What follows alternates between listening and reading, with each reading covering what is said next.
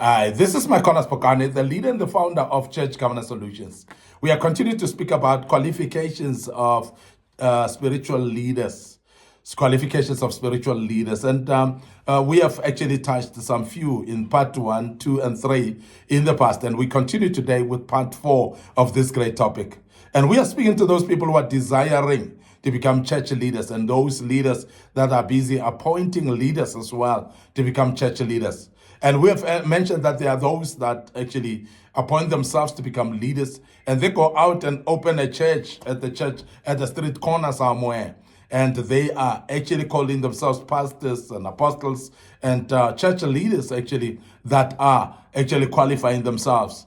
And as Church Governance Solutions, we are concerned about that, and we are restoring godly order in the house of the orderly God. And hence we are dealing with some few qualifications that biblically they are sound and true, and that are speaking about qualifications of spiritual leaders.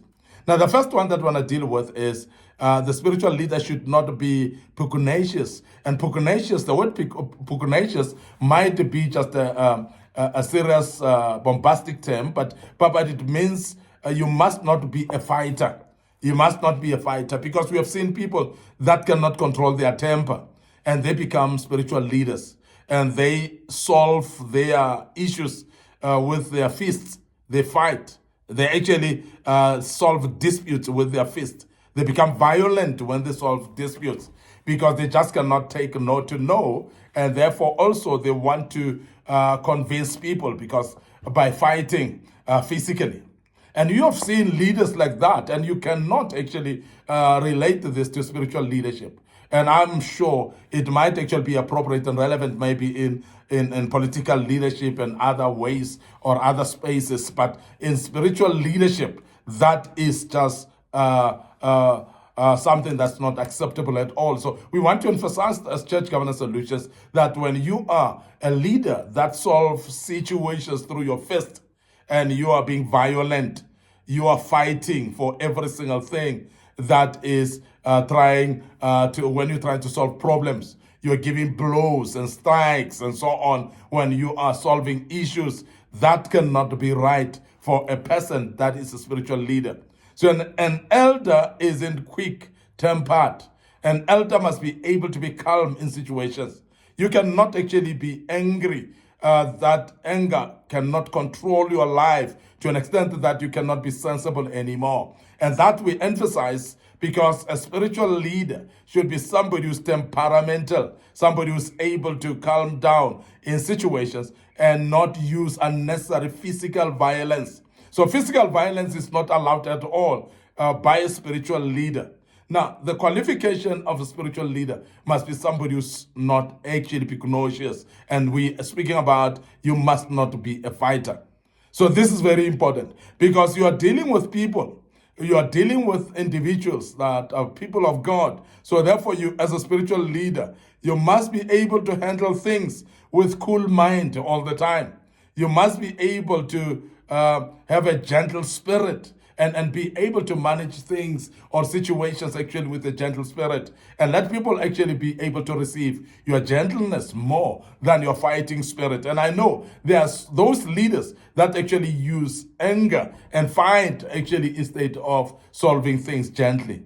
So again, Paul said to Timothy, the Lord's bond servant must not be quarrelsome. That's what the word that Paul is using. And he's speaking now to Timothy here in the second book of Timothy, chapter 2, verse 24. 2 Timothy, chapter 2, verse 24. He says, you must actually not be quarrelsome. This is very, very important. Now, the second qualification that we want to deal with today is that a spiritual leader must be gentle. A spiritual leader must be gentle. Now, he must easily pardon human failure. Now, we're speaking about a spiritual leader here who recognizes that to err is human, and majority of the people will make mistakes, and you must be, as a spiritual leader, be able to forgive and pardon human failure. When somebody has made a mistake, you cannot crucify them. So you must be gentle as a spiritual leader, and that must actually be something that it becomes a quality that you bear upon your life. It must be a quality that you have as a spiritual leader, that you are able to be gentle, you are being able to pardon a human error or human mistakes very easily, because you know that people can make mistakes. Now, these are very, very important qualification, and we have seen that many actually struggling to fit into this, because there are people that are spiritual leaders, but yet they judge people, and they're unforgiving to mistakes as well. So we want to say the word gentle means to be considerate. The word gentle means that you must be considerate about other people behaviors or mistakes that they've gone through. You must be genuine as well, in the sense of forbearing. You must actually carry the burdens of others and understand people, what they're going through. You must actually put yourself in the shoes of others. So that's what it means. It also means that you must be gracious in nature.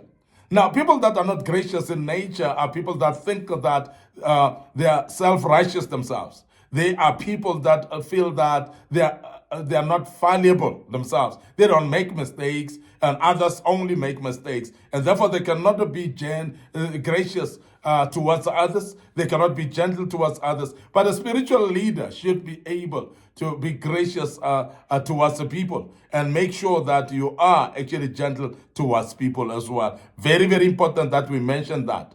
In practical sense, so gentleness is the ability to remember the good and forget that evil that people have done.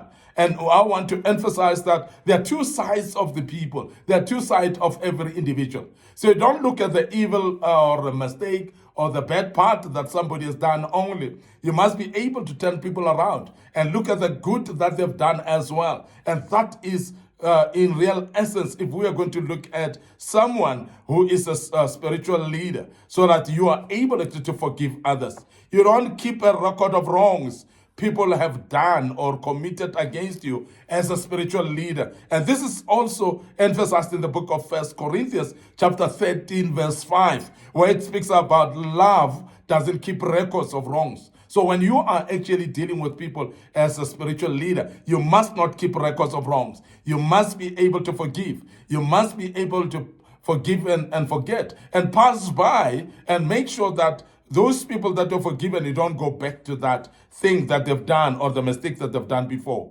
That's an important virtue to have of a spiritual leader. I know people who have left the ministry because they couldn't get over someone's criticizing or even upsetting them. And that cannot be a character or a quality of a spiritual leader. A spiritual leader must be able to be resolute in forgiving people, and make sure that you continue with the ministry with challenges of people that are challenging you, but be able to be someone who's able to forgive and continue. Even when people criticize you, as a spiritual leader, expect that people will criticize you, of course, but be able to be forgiving, and continue actually operating as a spiritual leader of note that people can look up to. So discipline yourself not to talk or even think about wrongs done against you by other people. Because sometimes we even get angry to an extent that we start talking about those people that have done wrong against us. And as a spiritual leader, you cannot do that. So such speech and thought serve as unproductive because what it does, it will actually affect others as well. Those that listen and hear, it will actually be no productive to the purpose of the ministry. It may actually derail the ministry as well, because you're going and telling others, and others will spread the rumor as well. And we have seen churches being destroyed because of that. And we want to emphasize that remembering the past wrongs simply rehearses the heads and the clouds your mind and clouds your mind with anger as well. And you may actually continue being angry because you have actually clouded yourself with what other people have done wrongs before. Now, we are continuing to say also a spiritual leader must be peaceful, must be peaceable as well, and he is not quarrelsome. So we're speaking about a leader who is spiritual leader. you must be peaceable in the sense that you are able to enable peace amongst other people. When people are actually quarreling amongst each other, they must look at you as a spiritual leader to be able to reconcile them. So we are also emphasizing that, and is in earlier we've spoken about picnocious, whereby you're seeing somebody who's being quarrelsome, somebody who likes fighting, somebody who solves things with a fist, somebody who solves things by fighting. And we are saying, don't be part of that. Don't fight, and don't be actually be part of people that are fighting or using fights in solving issues. And we are emphasizing that because it's very important for us to do so. Now, in closing this, we want to say another qualification basically of a spiritual leader is you must be free from the love of money. You must be free from the love of money. So you must not be covetous at all. And this is something that has actually infiltrated the church of today. And you have seen churches actually be more web-coated by what we call love of money, whereby money is actually being used as a manipulating tactics by some preachers who are actually robbing people of the hard-earned monies because of the love of money, where they are actually embarking into self-enrichment instead of raising money for the sake of the ministry. People are raising money for their own families, and they are actually self-enriching. And we have seen that actually rearing its head, particularly in the church of today. We are saying, as a spiritual leader, therefore, don't be a lover of money in that regard. So the word translated free from the love of money, we're speaking about you must, it's a negation of a Greek word for love, actually, and silver. It speaks of someone who is not covetous for money. We're speaking about somebody who doesn't actually love money to an extent of being covetous.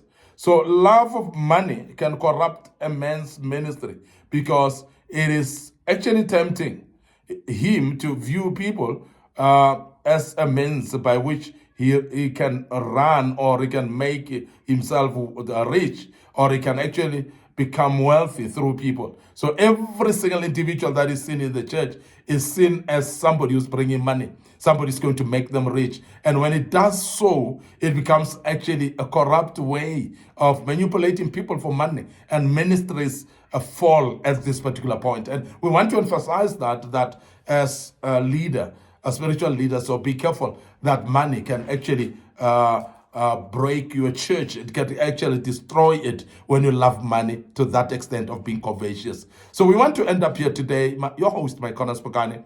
I'm the leader and the founder of Church Governance Solutions. Remember, we are restoring godly order in the house of the orderly God. And before we check out today, we want to remind you of our social media platforms. Of course, we have got a Facebook page, Church Governance Solutions. Like that page and click notification button. Don't forget Facebook page, MIcornus Phokane. So please also follow us on that page, and good Lord will bless us to do that. Our YouTube channel is under Young Men Empowerment Forum. So please subscribe to our YouTube channel. Make sure that you click notification button as well to be part of this great teaching. And I believe that you have learned quite a bit. You're not going to forget our TikTok account as well. And you will follow us there by following the TikTok account, like it as well. And the good Lord will bless you as you do that. Till we meet again with part 5 of this great topic, as we would be wrapping up, please allow us to check out right here and say cheers for now.